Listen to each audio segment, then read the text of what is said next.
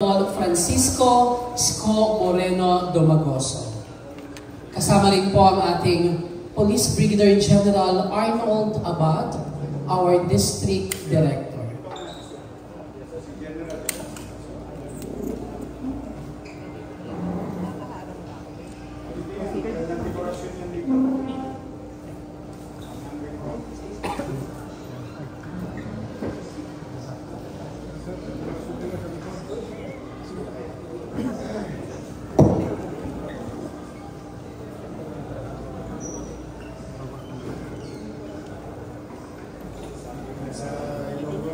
Magpati, ha?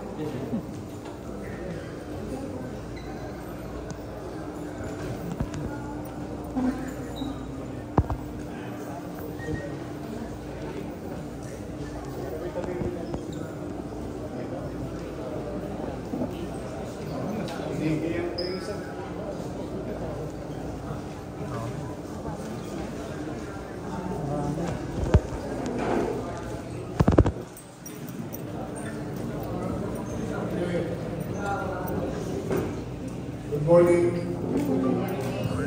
Thank you for your time, and I always like to lagi kong binibigyan ng diin at pasasalamat ang ating mga friends in the media helping us informing the general public, the people of Manila, on the effort, continuous effort keep the peace and order situation in the city. Kahit bagyo, kahit gabi, kahit araw, through the leadership of General Torre, the Chief PNP, and the leadership of our District Director, General Army Abad, and the men and women uniformed personnel, the City of Manila, the headquarters, SMART, and the respective station commanders. Today is a new day again for the city. I have here also the Vice Mayor G. Atienza, and Colonel Distura, of General Abad, and welcome to our regular meeting in our own little way, our own little effort to really put things in right order or perspective with regard to unnecessary or what we call the criminal activities in the city of Manila. Today we're presenting you the following suspects under warrant, and the most famous, the group doing things, committed crimes against property in the city. Sikat na sikat to. Layo kayo ng konti, baka malura ang belo. Ayan. Here, Kurt Russell Del Rosario, alias Russell, top 4, district level, statutory rank, Handaan Police Station number 10. Si Russell.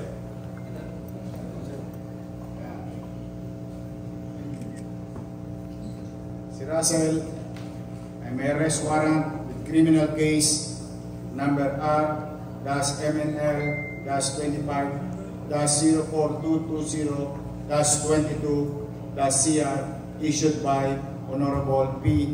Maria Barrias, age presiding judge, Family Court, Branch 6, Manila, dated June 25. No bail recommended.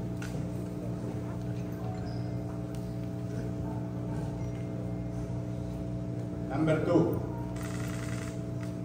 Nino Cortez E. Branzuela, alias Kuya No o alias Nino, Top 7 Regional Level, RAID, District Police Intelligence Operation Unit, DPIOU, under the, again, supervision of General Abad.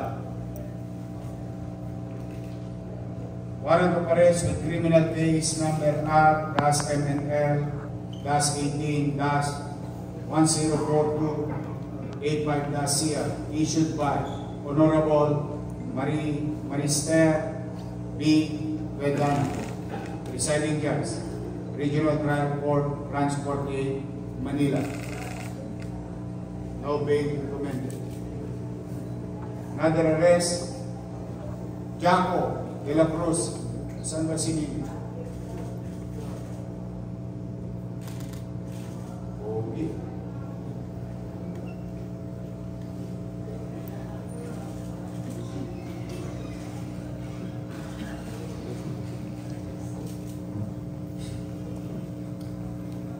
Number 3, Jaco de la Cruz in Cabasares, Top 5, District Level, murder by Barbosa Police Station, Precinct 14.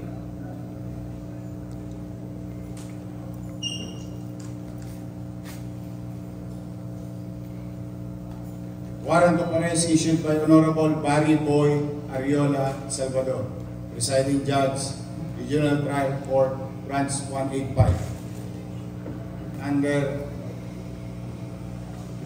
criminal case number R-RMNL-25-05-268-CR. No bail recommended. Jaco. Bravo.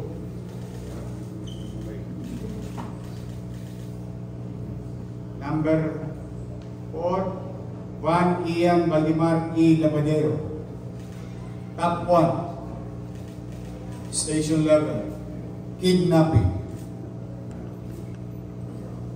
Nadaya Santa Cruz Police Station, Precinct number 3.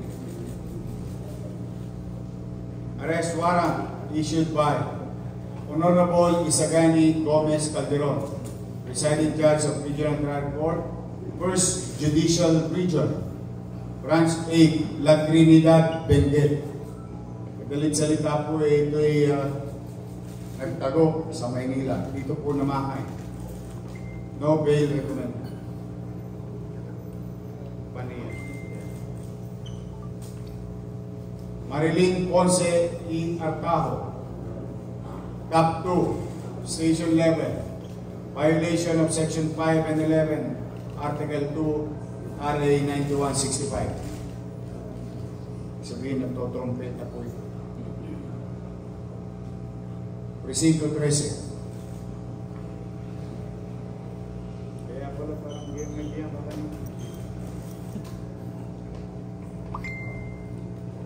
warrant of arrest issued by Honorable Grace P. Chavez T., presiding judge, Regional Trial Court, Branch 177, Manila. No bail recommended. Ito na po yung panglima, or what you call the Dura-Dura group. Kung maalala nyo yung mga nagpa-viral, nag-videoan, nung araw, salisi lang. Ito, may style na. Sabi, may dura ka. Kasi ipitin ka, kasasali siya. Ito yung grupo, hindi lang po isa. Halos buong grupo ito. Arrested. Rapi Boy Dios Sierra.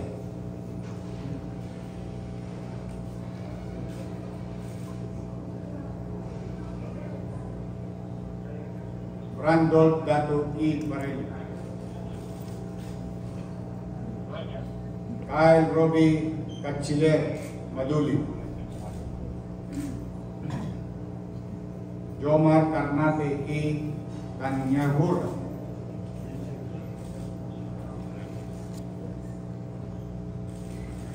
Danilo Rosales E. Mojica.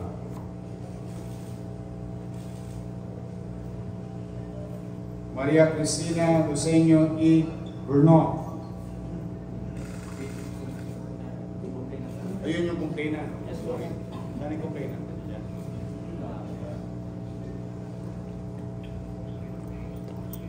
Ayun, 5. Ako maduduraan yung warehouse. Ito, may complainant sa basunan natin. Plus the fact na nagkakaroon ngayon ng maraming insidente sa Maynila. Snatching, yan, sa Lisay. Nung araw, tawag lang namin dyan sa Lisay. O kaya, budol. Mambubudol. But at least, I'm happy to report to you sa ating mga kababayan sa Luzon na itong mga kriminal, magtago man sa Maynila o tumakbo man, ginawa nila yung krimen sa Maynila, no? Ahabulin natin sila. At yung mga crimes against property, katulad ng halimbawa, may isang lumapit dito noong isang araw, nahanap niya. Nagbakasyon lang yung pamilya. Pagbalik nila, ubus na yung bahay nila. So, rest assured to our people in the city of Manila, in our own little way, through the leadership of General Abad and the men and women uniformed personnel of the city police or Manila Police District or Philippine National Police. We'll do our best. If we can prevent them, I think yun, pang gold medal.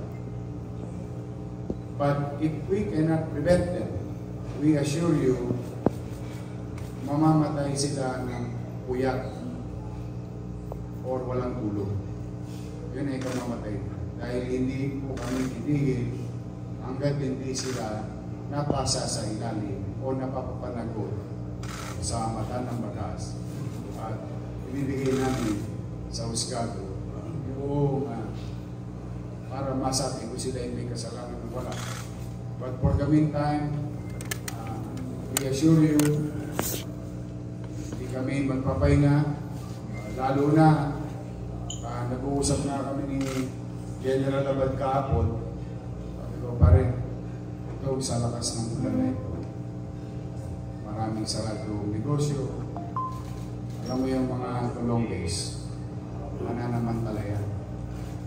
Style yan. Kaya naiintindihan niya dahil si General Abad, taga Maynila rin. Basang-basa niya rin naman. So, in our own little way, ano kami, trabahuin natin. Panagutin natin sila. Yan po yung dura-duraga. Kahit ano bang pangalan ninyo sa mga grupo ninyo, sa mga sarili ninyo, you are not welcome in the city of Manila. Our people deserves better things. Our people deserves to have a peaceful community. Panatag na pabulo. As we committed to our people. Hindi kami mangingiming na iparada kayo ng iparada rito. At the very least, to inform the public that things are being acted upon. At kami naman magsisikap lagi. Tutulong-tulong ang inyong PNP at ang kamalang lungsod ng Manila. So, ladies and gentlemen, thank you for your time. You may now ask questions to particular officers or maybe in my own little way. Kung meron may katanungan sa amin ng Vice Mayor, sagutin namin kami nila General. Thank you for your time. Good morning, Mayor. Good morning.